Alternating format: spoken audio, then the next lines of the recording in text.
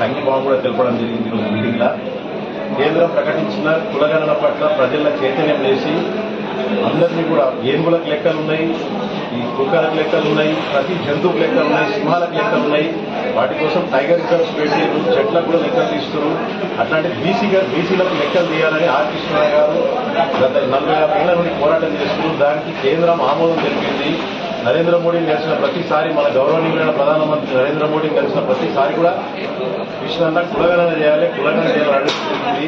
సానుకూలంగా స్పందించి గతంలో బీసీ కమిషన్కి చట్టబద్ధత కల్పించింది, కాన్స్టిట్యూషన్ స్టేటస్ ఇచ్చింది.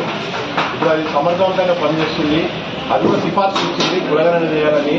కాబట్టి కులగణన నడుస్తుంది. అట్లనే కేంద్రంలో ఓబీసీ వర్గీకరణకు కూడా కమిషన్ వేయడం జరిగింది. అది కూడా అమలులో ఉంది. ఈ కులగణన అవకాశంతో యావత్తు బీసీ సమాజానికి మరొక స్వతంత్రం లాగా ఇది వేరే కులాలపైన పోరాటంగా భావించవద్దు. ఈ కులాల ఆర్థిక, సామాజిక, రాజకీయ పరిస్థితుల గురించి ఒక విశ్లేషణ మాత్రమే. కాబట్టి దాని గురించి కూడా ఈరోజు చెప్పడం జరిగింది.